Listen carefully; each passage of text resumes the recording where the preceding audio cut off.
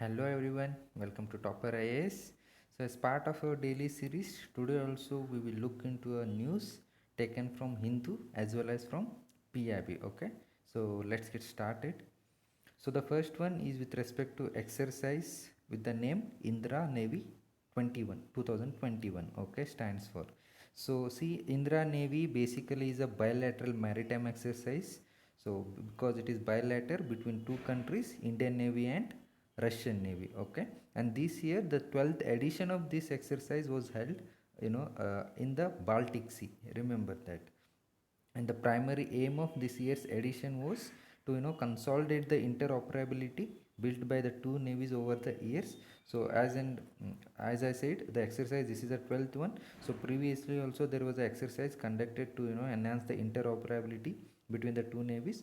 So consolidating that interoperability that was achieved over the years, and also enhancing the understanding and procedures for multifaceted maritime operations. Okay, so that was the main objective of the exercise. So remember, you should remember at least Indra Navy exercise between Indian Navy and Russian Navy.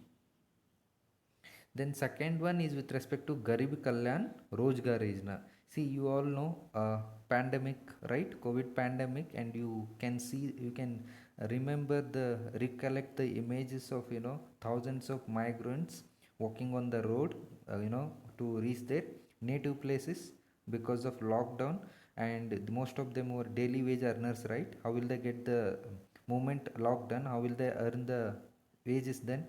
So to address such issues, last year after pandemic hit and there was a lockdown, government has announced a program called Garib Kalyan Rozgar Abhiyan. Okay, so what was the aim of this is to particularly to boost employment and livelihood opportunities for whom, particularly for returning migrant workers, and not only for migrant workers who have returned to their native places, also similarly affected citizens who are present in the rural areas.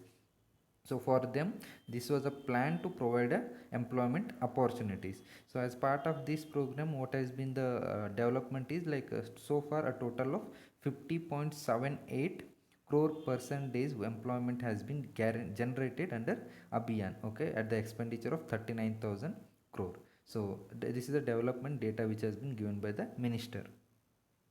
Then as I said, there were objectives of the Abhiyan.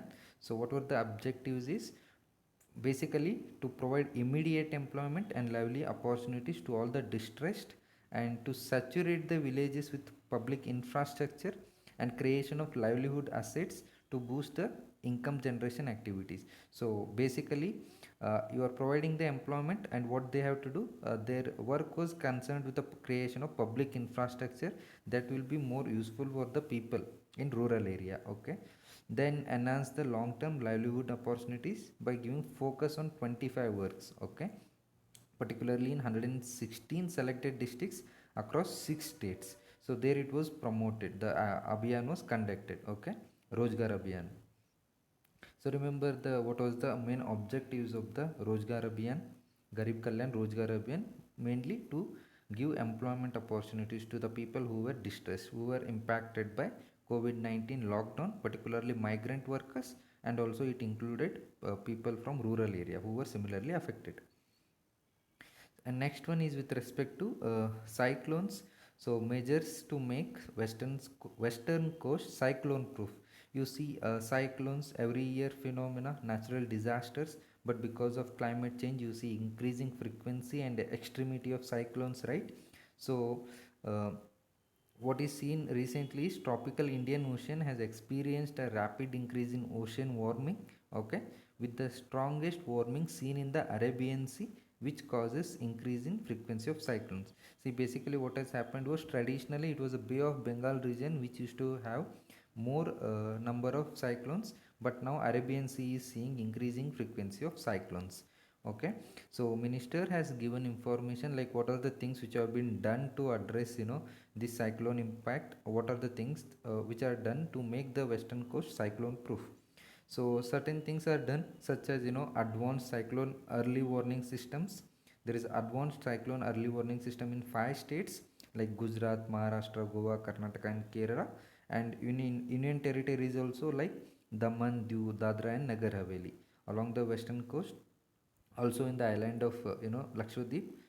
Then other things, see, numbers you don't remember, but points you should remember. Early warning dissemination system has been developed. Then multi-purpose cyclone shelters have been completed. Yes, people have to be rehabilitated, rescued, right, before the coming of cyclone, right. Evacuation will be taking place, so cyclone shelters have been established. Then underground electric cabling has been completed. So the one of the effect of cyclone consequence is uh, destruction of infrastructure, right. So underground electric cabling will help overcome such damage. Then saline embankment has been completed. So cyclones related to storm surge, so inflow of saline water in the coastal area, right. So if you build a embankment, nothing but building a wall, okay. So that has been also will be reducing the salinity problem. So that has also been completed. So if the questions, what all will you do to make a coastal area cyclone proof, these are the points you can write. Early warning dissemination system, construction of multi-purpose cyclone shelters, underground electric cabling, saline embankment, these are the few things, okay, you can do. And next one is with respect to seismic mapping. So earthquakes, we call related to earthquakes will be happening, right. So we map the areas where the earthquake happen, so we call it as seismic mapping. So recent data is like a total of 59% of, approximately 59% of landmass of India is prone to earthquakes of different intensities, okay. There is variation in the intensity, okay, which leads to different effect. As per the seismic zoning map of country, a total area is classified into four seismic zones. Zones 2, 3, 4, 5. Four zones are there. Okay. Zone 1 is not there. Remember, 2, 3, 4, 5. And among all these four zones, zone 5 is seismically the most active region, while zone 2 is the least. So it is given certain data like approximately 11% of area of the country falls under zone 5, so most active. 18% in zone 4, 30% in zone 3, and rest of it in zone 2. So basically, National Center for Seismology, which comes under the Ministry of Earth Science, is the nodal agency for monitoring earthquakes in and around the country. And for this purpose, it maintains National Seismological Network consisting of around 115 observatories which are spread across the country. Then the information of earthquakes is reported by NCS is being disseminated to the concerned state, central and state disaster authorities in least possible time to initiate the adequate mitigation measures. So time is very important during disaster events. Early warning, early information dissemination plays a key role in saving the lives and loss of property. So previously, actually, earthquake zones were divided into 5 zones with respect to the severity of earthquakes, but the Bureau of Indian Standards has grouped the country into 4 seismic zones by unifying first 2 zones. Okay, I said na zones 2, 3, 4, 5. Immediate question comes, why not zone 1? So this is the reason. Just remember a factual stuff. Not that important, but because you should answer your doubt also. So that's it for today. You can also download the PDF of this document in the link that is shared below, and do download Topper IAS Institute app so that you get access to n number of these videos which will be helpful in your UPSC preparation. Thank you. Have a good day.